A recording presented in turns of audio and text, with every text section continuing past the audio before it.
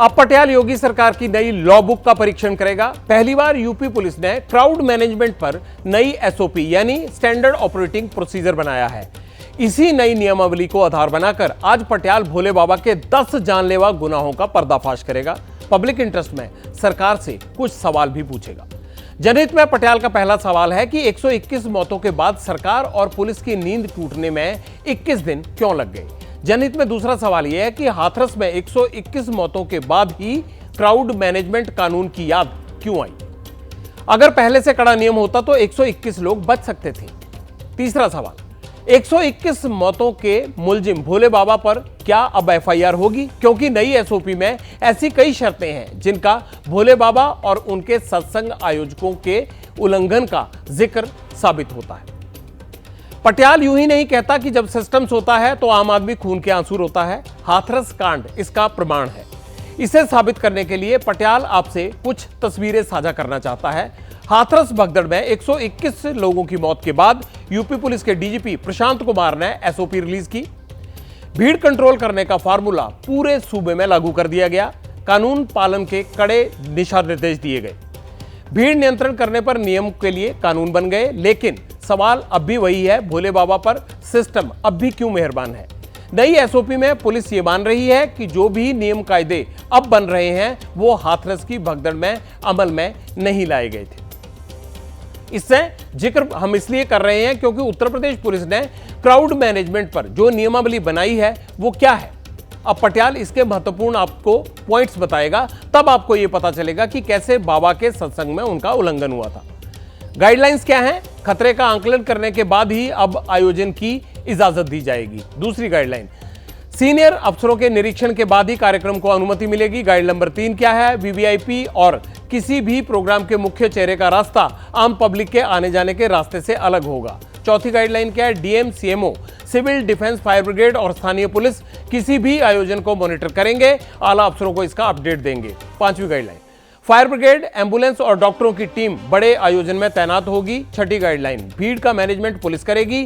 किसी आयोजक की प्राइवेट आर्मी अपनी नहीं चलाएगी, पुलिस के दिशा निर्देश को फॉलो करेगी। गाइड नंबर 7, हादसा होने की सूरत पर आरोपियों के खिलाफ फौरन एफआईआर दर्ज होगी और गिरफ्तारी भी होगी। गाइडलाइन नंबर 8, किसी भी कार्यक्रम में कितनी भीड़ आ रही है उसकी सटीक जानकारी जुटाकर बड़े अफसरों को सूचित करना होगा। गाइडलाइन नंबर 9, कार्यक्रम स्थल पर लगे सीसीटीवी कैमरास की मॉनिटरिंग और operational control room command centre के जरिए एक्टिव रखने होंगे।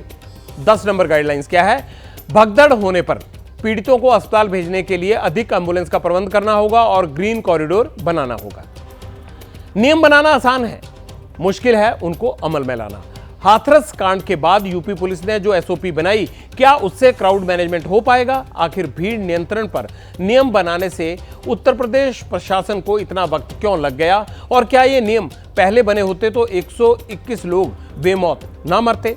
मैंने यही सवाल यूपी के पूर्व डीजीपी विक्रम सिंह से पूछा। पब्लिक इंटरेस्ट में उनकी बात आपको गौर से सुननी चाहिए। आंतरिक सुरक्षा योजना हो या कोई और एसओपी हो, उसका निरंतर पूर्वाभ्यास होना चाहिए, क्योंकि आदेश निर्गत करना तो सबसे आसान है, लेकिन उसका पूर्वाभ्यास का न होना, जानकारी का न होना, लोगों को उनके बारे में वांछित जानकारी प्रशिक्षण का न होना, तो अंततोगत्वा फिर वैसी ही दुर्गत होती है जैसे कि हाथरस में हुई। यदि इनके ऊपर प्रशिक्षण और पूर्वाभ्यास हो जाता तो इतनी दुर्दशा न होती। अब पटियाला भोले बाबा की उन गलतियों का परीक्षण करेगा जिसकी बदौलत हाथरस में 121 लाशें गिरी। भोले बाबा के इन गुनाहों को समझने के लिए आपको यूपी पुलिस की पुरानी एसओपी को भी समझना पड़ेगा। मेरे इस परीक्षण में कई चौंकाने वाले तथ्य और सत्य हैं। फैक्ट नंबर 1, पुलिस स्तर पर यूपी में पहले कोई एसओपी थी ही नहीं। फैक्ट नंबर 2 क्या है? प्रोग्राम को इजाजत देने की जिम्मेदारी एडिशनल एसपी और एसडीएम की होती थी। अब पटियाला आपको एक डॉक्यूमेंट दिखाएगा, इससे आपकी कंफ्यूजन और क्लियर हो जाएगी। यूपी में पहली बार भीड़ कंट्रोल करने पर एसओपी बनी। इससे पहले भीड़ कैसे कंट्रोल होती थी, इसका गवाह यही डॉक्यूमेंट है। पुलिस एक्ट के पैरा नंबर 30 पर जरा गौर कीजिएगा। इसमें साफ लिखा है कि एसडीएम और एडिशनल एसपी जिले में किसी भी कार्यक्रम में आने वाली भीड़ को कंट्रोल करेंगे। भोले बाबा सत्संग में कैसे नियम टूटे? और नई और पुरानी एसओपी में ऐसी कौन सी शर्तें हैं जो भोले बाबा के कार्यक्रम में फॉलो नहीं हुई थी? अब पटियाल इसकी जानकारी आपको देगा। भोले बाबा की पहली गलती, आयोजन कमेटी ने 80,000 लोगों के लिए प्रोग्राम रखा, इसकी इजाजत ली, लेकिन 2.5 लाख से ज्यादा लोग पहुंचे। नई एसओपी में ऐसी लापरवाही बरतने पर एफआईआर का प्रावधान है। भोले बाबा की दूसरी गलती, भीड़ मैनेजमेंट प्राइवेट आर्मी से कराया, पुलिस को प्रोग्राम में घुसने नहीं दिया। नई एसओपी में पूरा कंट्रोल पुलिस के पास रहेगा, पुलिस के काम में बाधा डालने पर जेल जाने का प्रावधान है। भोले बाबा की तीसरी गलती, बाबा सत्संग का मुख्य चेहरा था लेकिन भगदड़ के बाद मौके से भाग गया।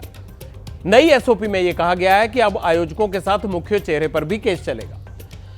भोले बाबा की चौथी गलती यह है कि सत्संग में लाखों लोग आए लेकिन मौके पर ना एम्बुलेंस थी और ना ही फायर ब्रिगेड। नई एसओपी में इस मिस मैनेजमेंट पर सीनियर अफसरों की जवाबदेही होगी। भोले बाबा की पांचवी गलती, बाबा पर आरोप लगे कि उन्होंने भक्तों को चरण धूलि लेने का आदेश दिया, इसलिए भक्त बेकाबू हो गए और भगदड़ मच गई। नई एसओपी में ऐसे सबूत मिलने पर फौरन गिरफ्तारी होगी। यूपी में पहले आपदा वाली नियमावली थी, लेकिन ऐसा क्यों था? इतने बड़े सूबे में इतनी बड़ी लापरवाही क्यों? यूपी के रिटायर्ड डीजीपी ए.के. जैन से पटियाल ने यही सवाल पूछा, आपको उनका जवाब सुनना चाहिए। भीड़ प्रबंधन को लेके एसओपी पहले भी बनी हुई है, नेशनल डिजास्टर मैनेजमेंट अथॉरिटी की भी एसओपी है,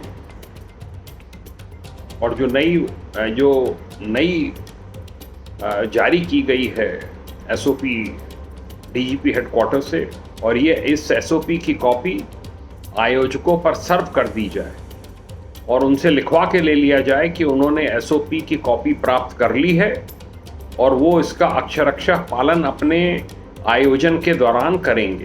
अगर कहीं पर कोई पालन नहीं कर रहा है तो तुरंत अपने वरिष्ठ अधिकारियों के संज्ञान में लाएं और ऐसे कार्यक्रम की अनुमति निरस्त करा दी जाए। पटियाल का मानना है कि अगर उत्तर प्रदेश प्रशासन पहले एसओपी लाता तो शायद हाथरस में भगदड़ टल जाती और भोले बाबा जेल में भी जाता अगर इस तरह का कोई घटनाक्रम होता तो। बाबा पर कौन मेहरबान है ये तो मैं नहीं कह सकता, लेकिन सिस्टम की लापरवाही ने बाबा को बच निकलने का रास्ता जरूर दे दिया। पुरानी कहावत है, आप पछताए होत क्या जब चिड़िया चुग गई खोत। भोले बाबा आजाद है और पीड़ित आज भी न्याय की राह देख रहे हैं और प्रशासन नई और पुरानी एसओपी के चक्कर में फंसा हुआ है। लेकिन नई एसओपी पढ़ने के बाद बाबा के सत्संग में हुई गलतियों का कच्चा चिट्ठा खुद ही खुल जाता है, बेशक सरकार को ये नजर ना आए।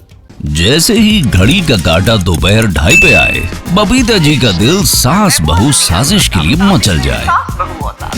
और ये है इनकी बहू, पूरे दिन ऑफिस की टेंशन हो जाए गॉन जब ये करें अपना फेवरेट शो फ्री टाइम पे ऑन। इनकी तरह आप भी देखिए अपना फेवरेट शो अपने टाइम पर और डाउनलोड कीजिए एबीपी लाइव ऐप अपने स्मार्ट टीवी पर।